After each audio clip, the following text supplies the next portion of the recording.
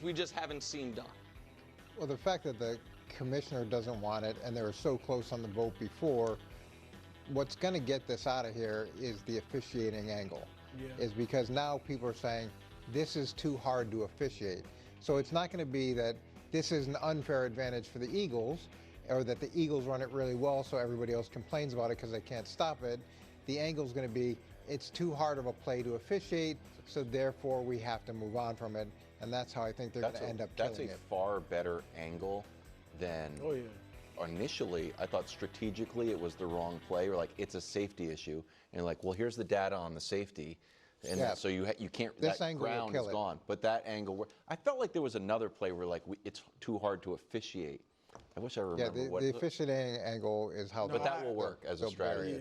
I agree. I mean, yesterday was the first. I mean, I didn't like when the playoff game last year, NFC Championship game. Yeah, when Frankie the guy Louvo kept was just jumping over. I mean, that was a bad look. And the referee had to be like, "We will award a touchdown for a palpably unfair act." Holding the So that was a bad look. Yeah. This was a bad look. Usually, you know, I'm like, look, if you can't stop them, but you stop the Bills when they do it, you stop whoever else when they do it, then you shouldn't do it. You shouldn't eliminate it just because the Eagles do it so well.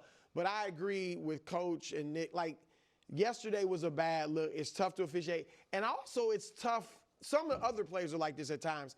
But where the ball, I thought Hurts scored the first time. But who knows? I mean, you can't tell. So and it's the so Chiefs hard thought to he measure. fumbled at the end, and you can't tell. Just, But again, like if I'm surprised more defensive linemen haven't fired off early and just blown up the center. Like multiple times, just blown up the center and then to the point where they're like, "Oh, I thought he snapped it." Yeah, you know, because they're trying to punch the ball. Well, I'm just saying on the goal. No, but he's saying on the goal line, there's no penalty for it. They move it up half an inch. Yeah, so I'm surprised they just don't keep blowing it up. Tell you why I thought that it's an inopportune time for you to say this. Whatever you want. When we were in Kansas City, you did an excellent job.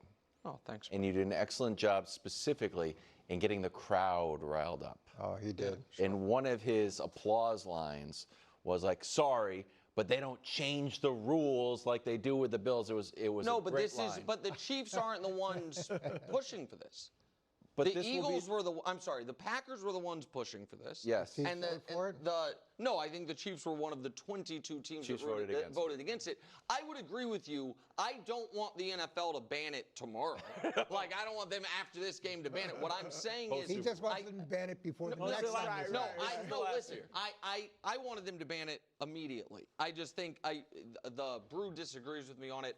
I think it needs to be banned in large part for the two reasons of if everybody got good at it, it takes away one of the most exciting plays in football. Right. And if the Eagles got better at it, and instead of getting 2 yards every time, they got 4, and they just, like, it is on the board that the Eagles have done that. Like, they have a tush-push variant that's the same exact thing, and they get 4 yards on it, and they're waiting for the playoffs. Well, they did it more. What are you going to do? I thought yesterday they did it more than I usually recall, and they did it on third down. You know, you're doing third, then because the offense wasn't really effective yesterday. Yeah, so that's what rubbing dirt in the wound. Just, we're going to bully you. Last week, the story about the Lions' offense was that, you know what? Against the Packers, looked like they missed Ben Johnson. This week, not so much. Lions put up 52 points on their old OC and celebrated by mocking one of his famous play designs. Brian Brandt said the Lions were personally motivated. Take a listen. Very motivated. We know coming into this game that this is personal. Really, all these game personals. But this one was just, we felt like we've been, betrayed from the staff to the players. And, we love Ben. We still love Ben. He's a great, coach. He's a great mastermind. But, yeah, it was time to get out there. He could have went anywhere else, but he got to see us again.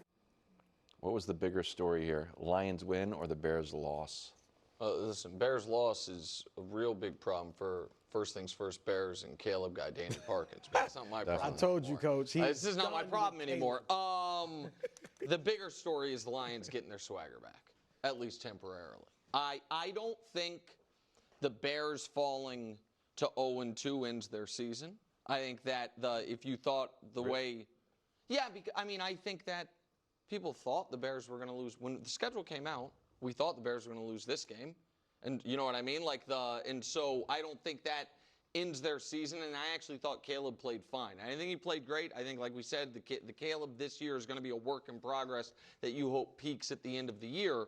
But there was real concern about Detroit, right? You know what I mean? Yeah. And it felt to me like that concern had gotten even to where Dan Campbell was, I don't want to say on edge, but even more, caffeinated than usual. And so the fact that they hung 50 and are able to say within the building, if there was any concern, hey, whatever effect that playoff game had on Jared, that was a one-game effect. He's now back to being Lions Jared Goff. Guess what? Ben Johnson was great for our offense, but you know what's really great for our offense?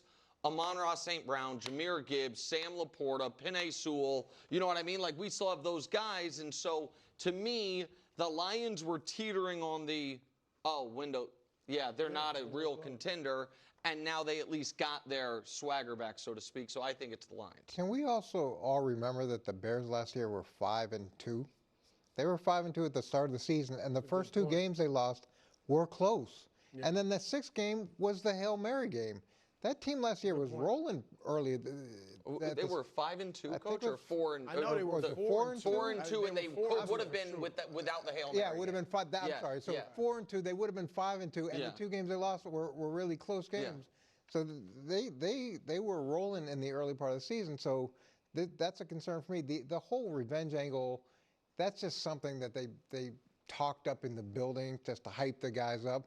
I mean, the idea that you're going to get revenge because your offensive coordinator took a job to become a head coach at the opportunity that was the best for him to be successful, like that's just the business. Didn't you feel like Belichick kept on running the ball against you to stick it to you a little bit? Yeah, he had hurt feelings about it, but again, what am I going to do? Not take a head coaching job in the division? That's the nature of pro football. Opportunities are created. Guys take opportunities. This was a great opportunity for Ben, but it is something that you'll use in the building to motivate your guys. Everybody's saying we can't do it without Ben. We can do, that's more of an angle than a real revenge factor, I think. Yeah, I think it's big. Both stories are big. Like the fact, because I think all of us had the Bears in the playoffs, and they still got a shot, but I do think they're in some trouble. They're not looking like you think they're just dead wilds? Yeah. I think they're close to dead. Right now, I'm not thinking they're going to make the playoffs. But I'm with Nick. I think the Detroit story is bigger. And you didn't mention this. Jared, we were bringing up Jared Goff 3-17-1 without Sean McVay or Ben Johnson calling the plays. So for him to go out and throw 5 touchdowns and I think 300-something yards is huge for him. That's big. Why are the Bears just totally done? Here are the 0-2 teams. The Jets, Giants, Dolphins, Browns, Titans, Bears, Panthers, Saints, and did I say Chiefs? Yeah. And a lot of those teams are bad. Yeah, I understand, but historically, just two of them probably make the playoffs. It can't just be the two quarterbacks. Angel soft. Well, it's gotta be soft.